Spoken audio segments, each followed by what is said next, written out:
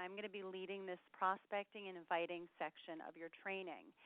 So real quickly, a little background on myself. I have been involved with Nu Skin for the past 23 years, and I've been a team elite for the last 21 of those years.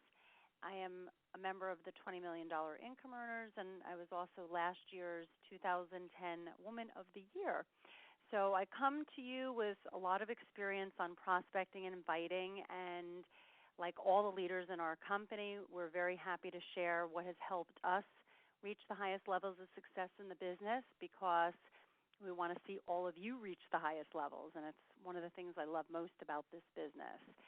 So as an overview on this call, what I'm going to do is I'm going to talk to you about the importance of creating a large list and give you some ideas on how to do that. We're also going to talk about inviting tips for everyone on your list, and I'm going to break it down for you based on whether we're talking about people that are in your friends, family, business, or just overall community, and how to give have specific conversations with people that are professionals in the trade, say in the skincare industry or the healthcare profession.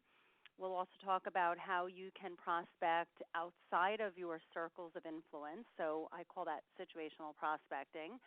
We'll also talk about how you would invite somebody to a demo, whether your demo was going to be based on showing them the skincare or also on the nutritional products, and maybe your focus is in the weight management products or with the scanner and the nutritional products. So I'm going to give you a bunch of different scripts and techniques to use, and we're also going to go over the answers to the most commonly asked objections that you're going to get while doing this business. And just, kind of to forewarn you, the only way you actually ever become successful in our business is if you have a lot of conversations and you go through a lot of rejection.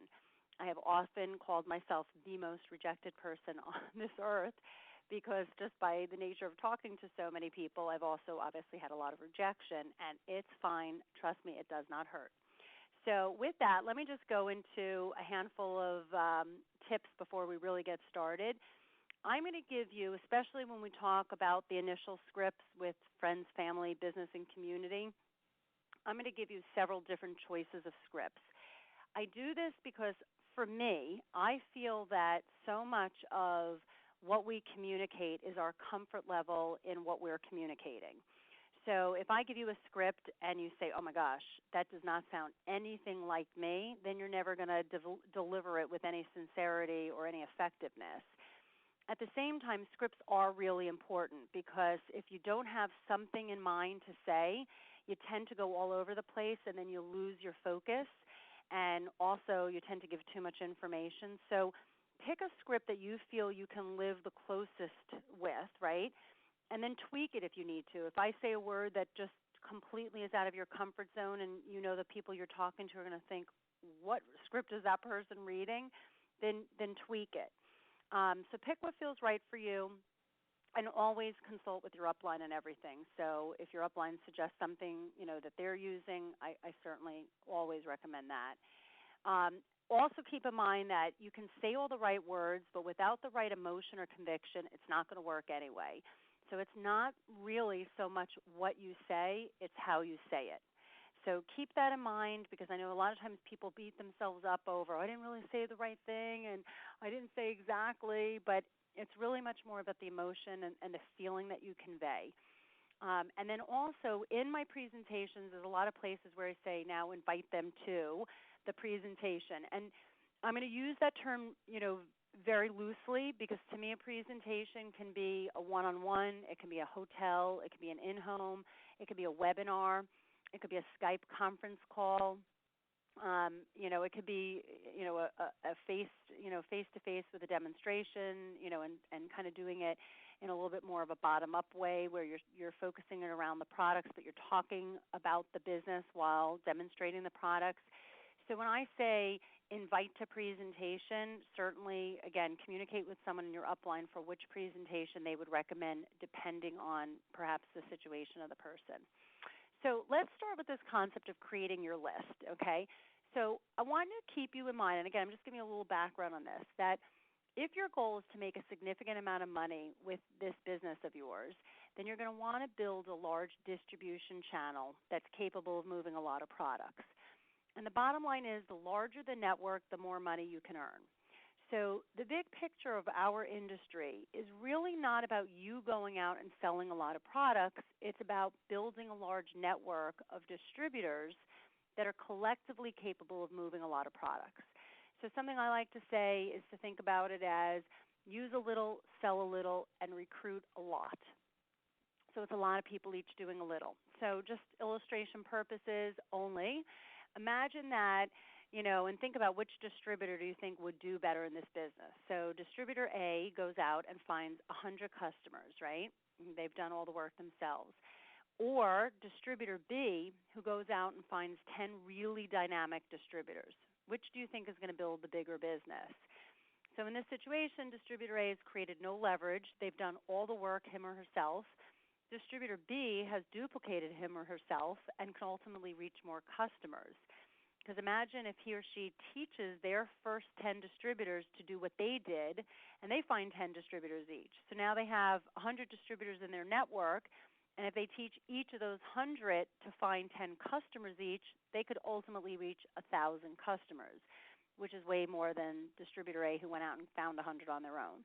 So the bottom line is, again, if you're really looking to build the big picture of this business, you want to allocate your time accordingly. You really want to focus on learning how to recruit in masses and how to get as many people in front of the business as possible. Some will see the products, some will see the business and the products. Others won't see anything else at all, but they might even change their mind 6 months, 3 months, a year down the road when something in their life changes. So using this as an example, I want you to start with the end in mind and think big picture. And as you start to create your list, don't just think of your best friends locally. Think of all the connections you have in all 50 states and the 52 countries we're in. So I also want you to think in terms of as you build this list, and I have on here 100 to 200 names plus names. This is just going to get you started, and you're going to find your business and your list is obviously going to grow in time. We use an acronym we call FFBC, standing for Friends, Family, Business, and Community. And this FFBC is basically people that in your family, in your friends list, and I always say it's not always your best friends. It's just people that you might not be the ones that you're going out with on a Saturday night, but you have, you know them. If you ran into them in town, you would certainly call them by name and sit down and maybe say hi and exchange pleasantries. People you know in business and you might do business with, and also people in your overall community. And you want to put everyone on your list. Think of your list as your inventory in the business. If you were in a retail clothing store, the more inventory, the more clothing you had in your store, the more business you're going to do. Well, in our business, our inventory is people. So you really do not want to limit your list or you limit your success. Never filter it by thinking this person's too rich or too successful or too busy for the business, because you will be disappointed when you find them in someone else's network. And I find it's amazing how many people that have experienced that feeling, and it is not a good feeling. So the larger your list, the larger your business can grow. And so you start with creating this list, everyone on it. You don't prejudge. You just put everyone's names down. The other thing that I like to suggest is that you highlight initially your top 25, and you start working with these people your first week. And then you're going to obviously continue to move through your list. But what I would recommend you do, and if you're listening to this and you're a new distributor in the business, make a copy of your top 25 people and write a list, via, say, email. And next to each name, you don't have to put down their phone numbers and their email addresses, just, the name. So, John Smith. And then next to each name, write down why you have them on your top 25. Super connected, knows a ton of people, very outgoing, at a transition point in their career. And just start to put down the reasons why they've actually made your top 25. And then send a copy of this to your upline and discuss it with them. And they're going to help you role play and just kind of come up with a game plan for approaching these top 25. And the other reason I like to do it as the upline is that, as time goes on, I can, maybe 4 or 5 days later, I'm talking to my new distributor and I can say, Whatever happened with Lisa? Whatever happened with Michael? Because I have their top 25 list. So it's a great place for you to develop a strong connection point with your upline. Okay, so list number one. When you create list number one, it's all the people that you think would be great for the business. Again, I don't want to contradict myself because I just said, don't assume someone is interested or not interested, but I'm going to give you some criteria. So people on list number one are going to include people you think would be great because they're a connector, they're a networker, they know a lot of people, they're really well respected among their peers, they're a doer, a giver. So they're involved in all their charities and schools, churches, temples, the people that are always volunteering for everything. They have a great personality. They're high energy. And so again, within that list, somebody could be a doer and a giver, and not necessarily be the first person you think about in some of the other categories. But it's just, as I mention each of these, you think, okay, who comes to my mind when I think about, every charity event I've gone to, or whoever's the parents that are volunteering in all the classrooms and on the soccer fields. Those are people that really get involved. Then think about people who have a need because maybe they've been negatively impacted by the economy. They've recently been laid off or they're looking for work. Maybe they're at a transition point in their career. They're especially stressed or unhappy at work. Businesses that are in jeopardy, somebody that that might be looking to go back to work. Also on your list, I want you to put down, okay, so you've started to create this list, all the people now that when I say to you, who comes to your mind when I say people that like to look good and feel good as a priority. They treat that as a priority. And again, if nothing else, they can be potential customers, and ideally they're going to be interested in the business and the products.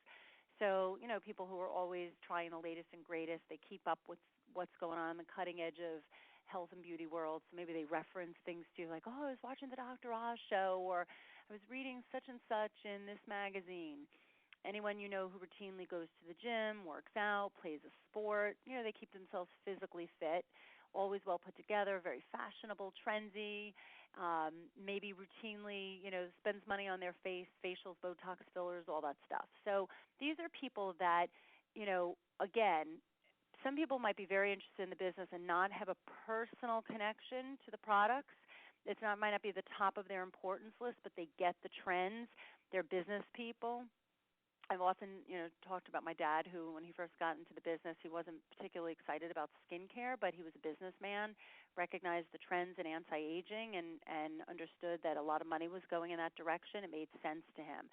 So, but this is kind of like a bonus list because these people could benefit, and really appreciate the business and the products. Okay, then I have a separate list, which some people do it this way, some people do not. If you don't, if you just want to put it all in one list, it's fine. I've done this for scripting purposes because I do find that when you talk to professionals in the trade, meaning people who get paid to make you look better and feel better, so both skincare and healthcare side of the world, that you have to talk to them slightly differently because they obviously have much more knowledge on products and the foundation of what our company is based on. So this could just be anyone on this list, and there's many other occupations. This is kind of a quick list. People that might own a hair salon, manage a hair salon, be a hairstylist, makeup artist, dermatologist, plastic surgeon, beauty and personal care professional, nail salon owner or employee, gym owner, trainer or employee, spa owner, someone who's a manager or therapist there, chiropractor, physical therapist, acupuncturist. Again, many other, professions that we could put down, just really any medical doctor. It could be across the board. But just think in terms of the professions in the trade, and we'll talk about how to handle that list in a moment. So did you forget anybody who, and again, look at this list, anyone that you know of that's in sales that you might have forgotten to put down, realtor, car, stockbroker, insurance, any business owners, think about all the businesses you frequent, the gym you go to, the salon you go to, the restaurants you go to, the stores you shop in. I mean, think about all the places you spend money and all the connections that you have by people within those business communities. Any professionals, right? This could be your doctor, your attorney, your accountant. And keep in mind that a lot of the reasons professionals are very attracted to this business is because while they make a lot of money for a block of time, they don't have any leverage.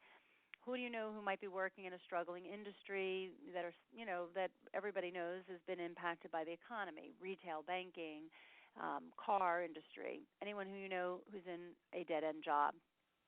School teachers or administrators. They tend to have a lot of time and happen to be very, very strong people skills. Do you know any stay-at-home moms? Do you know anyone who's retired? Are they still okay?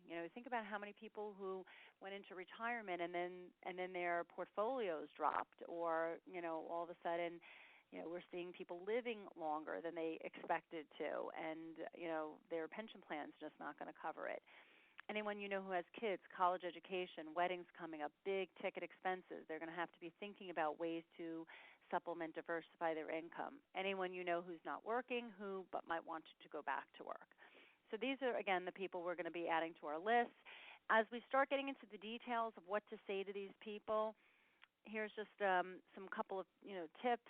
One is before the conversation starts, you might want to start with some small talk like form, family, occupation, recreation, money, how's the kids, how's work going, how's your tennis game, things like that. And you don't go in order like that. You just have to kind of maybe pick one of those topics, and at some point you always want to clear the time. Did I catch you at a good time? Do you have a couple minutes to talk? And all of my recruiting lines, you're going to notice I always have a recruiting line that includes a couple of credibility factors, because to me, think that really grabs people's attention. At some point, I also always compliment them and tell them why I thought of them specifically. I thought this business would be great for you because, right, and, give them either the compliment or the reason why.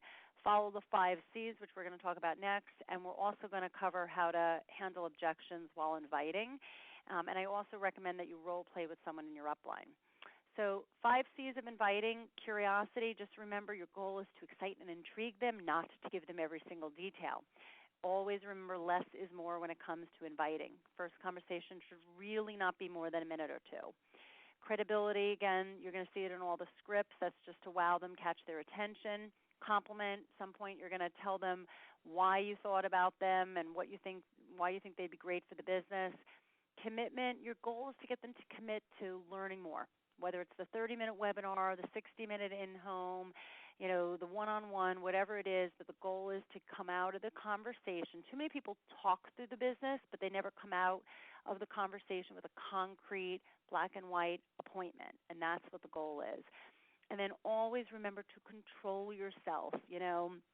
Goes hand in hand a bit with curiosity, but if you're tempted to give them everything, you're taking away from really the presentation, which is really where you want to get the person to in front of the business. So let's jump into some scripts. I'm going to read along with these just so that you can see that you can make it sound like it's very natural. It doesn't have to sound like you're reading. It shouldn't sound like you're reading. And again, print these out. You can certainly practice, change, tweak the words. So, and again, I'm going to start with scripts for list number 1. I'm going to give you 3 or 4 versions of them, only because I am a big fan of finding something that sounds the closest. And some of these scripts are pretty similar, but they have little nuances that one might feel a little bit more comfortable than the other. So my conversation might start with John, and again, I might have cleared the time. Do you have a couple minutes to talk? And or maybe I might have started with how are the kids? And great. And the reason for my call is I wanted to share some exciting information with you. I recently started working with a friend, and I'm going to give you a lot of choices, by the way, in this, depending on your relationship with people. I started working with a friend or a business colleague of mine on a project to expand a new brand of an incredibly successful $1.7 billion company in this area. They have a genetic-based patented technology that's going to revolutionize the anti-aging wellness industries. In fact, it's been all over the media, like the Dr. Oz, Today Show, NBC, Fox News, not to mention all the print accolades. And because they're at the very beginning stages of launching this new brand, the timing could not be better. Think about Apple's expansion as they continue to innovate from their original Macs through to their latest iPhone and iPad products. I'd like to say that this company is following a similar innovation strategy. In fact, they've recently been referenced as the Apple of the anti-aging industry. And I thought this project might hold some interest for you because, and this is where I'm going to state the compliment or the reason why. I thought of you because, for example, you're such an outgoing person, or you're such a savvy business person, or you have such great personality, or it seems like something right up your alley, or I know you were looking to get back into the work world, or I know you mentioned your business or job has been negatively impacted by the economy. So my question for you is this. If there was a significant, and I talk a little slower when I get to this part, which I'm sure is hard for you to imagine, if there was a significant amount of money to be earned here, and here's another alternative, or if there was a way to diversify your income in a significant way, would you be open to sitting down to learn more about it? Now, the key is you ask the question and you stop talking. You don't continue. I'm amazed at how many people will ask a question and then they just keep talking through the answer. So you ask a question, you have to stop. Okay, and then here's another, and I'm going to give you, after we go through these scripts, the different common questions people will ask and how to answer that. Here's another script. So, hey, John, and again, after small talk or, you get to the point of the conversation, you say, let me ask you a quick question. A very interesting business project recently came to my attention with tremendous financial possibilities.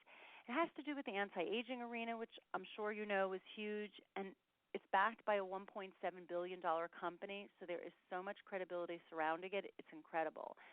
It has me very excited, and I thought it might also be something that would appeal to you because, compliment, you have such a dynamic personality, or you knew you were looking to get back to work, whatever it is. So my question is, and then you say this if they're working, if there was a significant amount of money involved, do you ever keep your eyes open for ways to make money outside of what you currently do or not? And the or not part is an important part of this prospecting because it's a posturing, okay? Because it's one showing you're showing them that you're not even really sure if this would be good for them, right? It's like, and you're also giving them the opportunity to see that you're not so desperate that you have to have them, like you're forcing them, and you're it's so important for you to get them because you're giving them that way out, and it's just you come across much stronger. It's how you say it. It's not like you're not saying, do you ever keep your eyes open for alternative ways of making money or not? It's the tone and the inflection and how you say it. Now, if they're not working, you might say, if there was a significant amount of money involved, would you ever be considered to exploring a business that you could build around your current schedule or not? And then again, if there was an opportunity to create a significant recurring income stream, would you be open to looking at it or not? And so there are just a few different ways depending on, who you're talking to, what their situation is. Sometimes it's a little bit of your relationship with the person, but you kind of go with your gut feeling of what sounds and feels right. Here's another version of this, a little bit more direct. Hey, John, did I catch you at a good time to talk for a couple of minutes? Great. I really want to catch up on personal things, but the reason for this call has to do with business. Before I go on, I just want to ask you one quick question, just so I don't waste either of our time. If you knew there was a way to diversify your income stream so it wasn't all coming from the same place, or the other one, if you knew there was a significant amount of money on the table, do you ever keep your eyes open for projects outside of what you currently do or not? Now, again, it's a posturing thing, and I find most people say, yeah. And I also find that some of it is the word choices. Would you be open to exploring? Do you keep your eyes open for? Because people don't like to think of themselves as closed-minded, and it's very different than when you say, would you be interested in learning how? Because somehow or another that word interested makes people feel like it's a bigger commitment than it is, and I find people tend to shy away from that, so just keep that in mind. And assuming they say yes, say great. It's hard to imagine anyone not being open given our state of economy. So here's what's happening. I'm working with a really exciting business project expanding a new brand of an international $1.7 billion anti-aging company. They actually won the American Business Award for Most Innovative Company for 2010, and the International Business Times named them one of the world's fastest growing public companies in 2011. There is some serious upside potential here. I can't begin to explain to you how big this is. Notice inflection, right? I would love to get in front of you with some information so you can understand it better, and we can see if there's a fit. So again, it's, and then you're invited into a presentation of choice, maybe a webinar, maybe an in-home. Now I'm going to change topics just a little and just tweak it a bit for professionals in the trade. So let's just say, and again, I'm going to use this generic script for everyone, whether they're a chiropractor, a esthetician, or somebody, that works at a gym, whatever. Hey, John, I just want to share some exciting information with you that I knew you would want to know about given your background as a chiropractor. It's regarding the launch and build-out of the first fully integrated anti-aging technology that attacks aging at the genetic level. It's backed by a $1.7 billion company who just acquired a company that has been doing 30 years of genetic research, and the founders have been referenced as the foremost experts in this field. I know it is something that you will be very impressed with, as there are so many chiropractors or salon owners or whoever you're talking to helping us in the expansion, as they have found it also ties in nicely to their existing business practice and can really add a substantial recurring income stream to their bottom line. It's even been all over the media, Dr. Oz, Today Show, Good Morning LA, NBC, Fox, etc. And I would assume you consider yourself to be an open-minded business person. It's hard to imagine anyone not being in this type of economy. When would be a good time for us to get together for about 15 minutes for me to show you this technology firsthand? Now you have to think, if they're a professional in the trade and you're saying, I would think that is your background, and you're targeting their profession in the script. So is your background as a salon owner, is your background as an internist, your background as a nutritionist, and then you're saying that you're working, because our company is, right, working with so many nutritionists and chiropractors and skincare salon owners and et cetera. So you're certainly not telling a fib. And you're just trying to get their attention in this script. So I'm going to give you the questions that, most professionals in the trade are going to immediately, some of them will just say, sure, this is when I'm free for 15 minutes, and some of them are going to want more information. So for skincare, the professionals that are potentially more interested in the skincare side, I would say that if they insist on more information, to say something like this. I'd much prefer, like if they say, send me some information, I'd say, I'd much prefer to show you face-to-face, as it's a really demonstrable product, and I can show you in literally 5 minutes. In fact, one of our products was just recognized for the second year in a row by New Beauty Choice Awards as the best anti-wrinkle serum. It's been referenced in Vogue, People, even on Extra, with lots of celebrities quoting it as their favorite anti-aging secret. When do you have a 15-minute block of time so I can demonstrate it for you, and we also have a few minutes just for you to ask any questions if you have. Okay, so again, you're trying to deflect that a bit. They're asking you for more information, and you're trying to get in front of them, because once you can demonstrate the product on them, they're going to get excited about it. If you have to send them some information, just refer to your upline for what they would recommend, because I know some groups are doing things slightly different, or some leaders are directing in different ways. So I just want to be sensitive to that. For healthcare, again, I would say I'd much prefer to show you face-to-face how our technology works. Again, this is the assumption of the scanner as lead. As I know you'll be very impressed once you see it. We introduced the world's first non-invasive technology to scan living skin tissue, and it lets you know in 90 seconds your carotenoid antioxidant levels. It's amazing how many people are taking supplements but have no idea if they're even working. Our device lets you know conclusively, and our company is so confident in our supplements that they guarantee that if your scan score doesn't go up while taking them in 60 days, you get all your money back. Dr. Oz even called it the ultimate nutritional lie detector test, because you can't beat the machine. When's a good time for us to get together? You will be amazed. And again, if that didn't work, and you need to send them something, just consult with your upline on that. Situational prospecting. So this is one of my favorite topics, because when I started in the business, I was 22. I had a tremendous amount of excitement and energy and confidence in the business, but I didn't have a great circle of influence because I was so young, and most of my friends were in law school, med school, and everyone in my family already knew about Nu Skin. So I really had to build the business in what I call the cold market. And I have built it everywhere. Everywhere I am, my business is open because I am there. So I just think about it. I mean, how many people you come in contact with, and it doesn't have to be. This is where you think outside of, let's just say your holiday card list, right? But you know so many other people, and these are just some examples, people that you know at the sidelines of games or from your kids' school or maybe at the gym, or maybe you commute to work on a train and you see certain people that, again, you have a familiarity with them. You could easily start a conversation. And it could even be you overhear someone complain about the economy or their job, and it's paying attention to what people are saying. Sometimes it starts because you like someone's shoes, and you go, oh, those are a great pair of shoes. Where'd you get them? It's the weather, right? There's so many topics. It's politics. You're on the train, and you see someone reading, or you're at the airport, and you notice someone's reading a book, and you say, oh, what book are you reading? I'm looking for a good book. And sometimes it's in a natural conversation, and it starts with a compliment.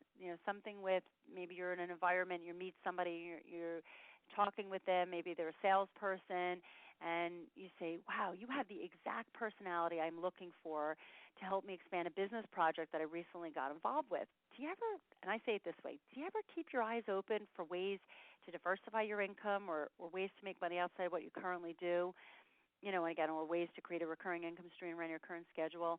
But I say it in a way that it's like I'm thinking about it for the first time. Do you ever keep your eyes like, I just thought of this. Meanwhile, it's been on my mind every minute of the day. Again, someone with a great personality, wow, you have a great personality. You'd be amazing at what I do. Now, what do you think they're going to say? Really, what do you do? Well, funny you should ask, right? I happen to be expanding a new brand of a $1.7 billion company. Whenever I'm in the airport or I meet people outside of my local backyard, I'll say, where are you from? And like on vacation, wherever they say they're from, I say, oh, you're kidding. I happen to be expanding my business over there. Why? Because if they get into the business, I've just expanded my business over there. If I meet someone in an interesting situation, I'll say to them, do you believe in fate? I'd like to believe it's fate that we met this way. And by the way, I happen to be expanding this new brand of a $1.7 billion company. So again, I use my everyday life. If I overhear someone complaining about their business or their job or the economy, which, believe me, if you pay attention, people are always complaining. I would say, excuse me, I could not help but overhear you, but based on what you just said, would you ever be open to exploring a business venture that could help you diversify your income stream without taking away from what you're doing now? Now, as you listen to my scripts, if you like that last part of the line, without taking away from what you're doing now, marry it with another part of my script. Do you know what I'm saying? Like, feel free to just tweak this to where it makes you feel confident about your prospecting. I'm also going to give you a script for how to ask for referrals, because I think there are some situations when you have somebody that, you shouldn't be on your chicken list and you shouldn't be concerned about approaching them, but for whatever reason you can't get past that roadblock. But yet they know a lot of people, and maybe this is just another way to comfortably, which I'm not suggesting you should always do what's comfortable at all, but where sometimes this just really works. Or maybe they've looked at the business and they've said no, or you've asked them if they were open and they said no. So here's the script. John, hey, it's Laura. I wanted to just run something by you. I'm working on a really exciting business project, expanding a new brand of an international $1.7 billion company, anti-aging company, who actually won, and again, these are my credibility factors, the American Business Award for Most Innovative Company for 2010, and was just named by the International Business Times as one of the world's fastest growing public companies. In any case, I'm looking for a few key people who might be open to explore a very lucrative business. There's some serious upside potential here, and I really respect your opinion and judgment, and was wondering if you know anyone who might be at an interesting crossroads in their life. Somebody you may know that's been recently impacted by the scary economy of ours, or anyone who's been recently laid off or might even be looking to go back to work. It could even be someone who has expressed a need, but you see them as hasn't expressed a need, but you see them as a bright, energetic, self-motivated person. I would really appreciate any referrals. It's an extraordinary opportunity. And if you'd prefer to see it first, I'd be happy to set up a time to do that with you as well. So again, that could be an opportunity for them to say, well, like, even if they're not saying it, but they're thinking, I'm curious what this is all about.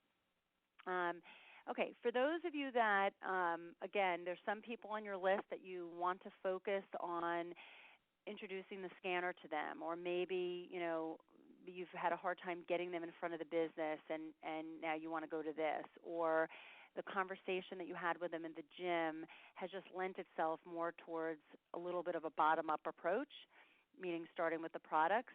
This is just a couple of different ideas on how you could do that. Hey, Lisa, I want to share some exciting news with you. Do you ever watch the Dr. Oz show? He recently had this amazing scanner technology on a show that can read your antioxidant levels non-invasively and basically tell you how strong your internal defense system is in only 90 seconds. It was amazing to see. 80% of his audience scanned in the lowest category, and Dr. Oz scanned off the charts in the highest. And then you could possibly add your own personal experience there. Thousands of doctors' offices around the world have this scanner, and my friend or business associate is lending me theirs on such and such date.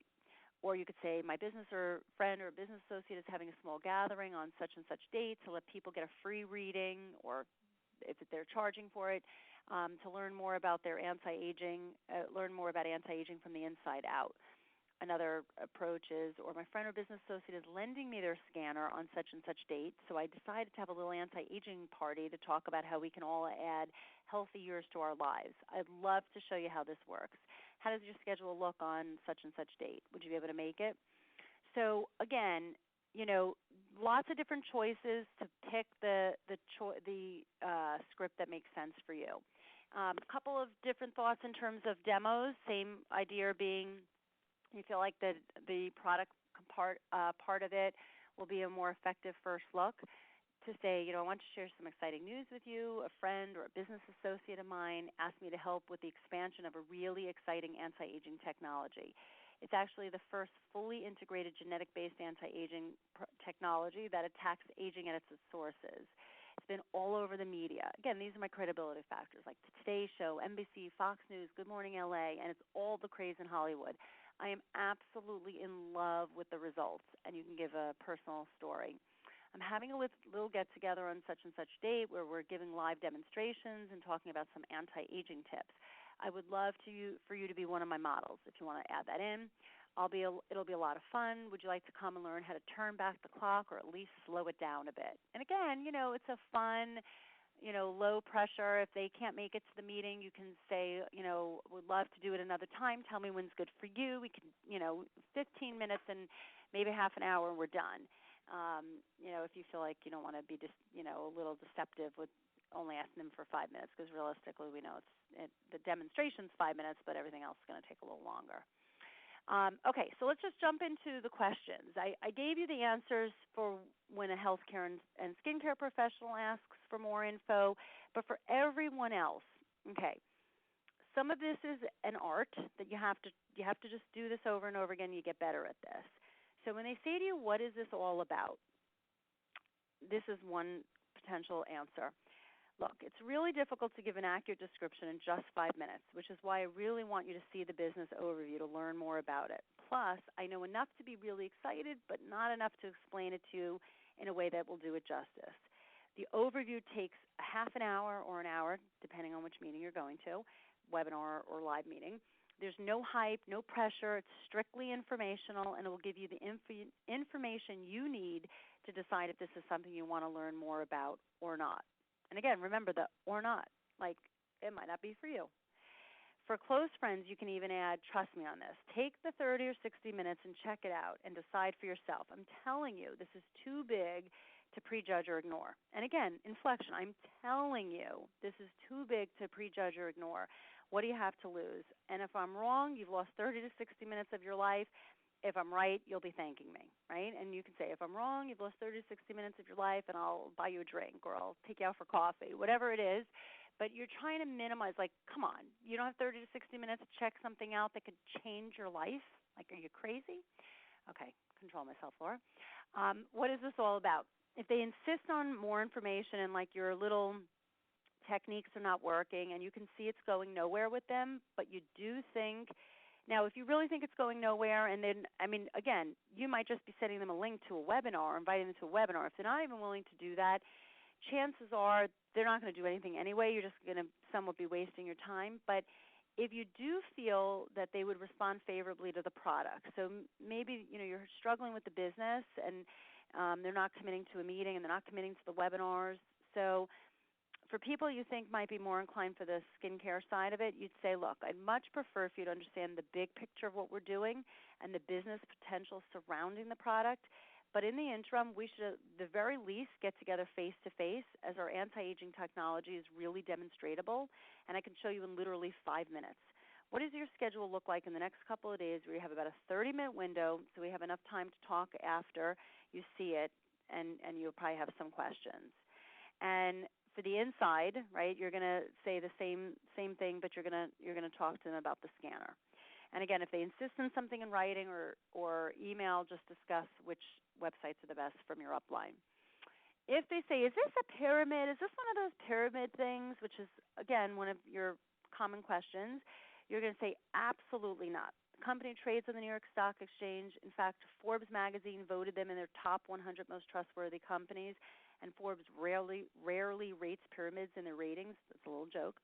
According to PR Newswire, International Business Times named them one of the world's fastest growing public companies in 2011, and they just had their best year ever, finishing 2011 north of $1.7 billion, doing business in 52 countries. No, it is definitely not a pyramid. Okay, and that can end right there, and then you go from there and go, so how does your schedule look like for tomorrow night? And you go back to the invite. The advanced pyramid answer, I say it's advanced just because you have to be careful with this.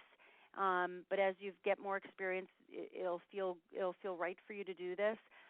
So in an advanced answer, I would do what I just said, and then I would just, at the end of it, I would say, but just to ensure we don't play semantics here, can you tell me your definition of a pyramid? Because sometimes their definition of a pyramid, quite frankly, is network marketing. Because they just have the wrong definition and they're using the wrong word.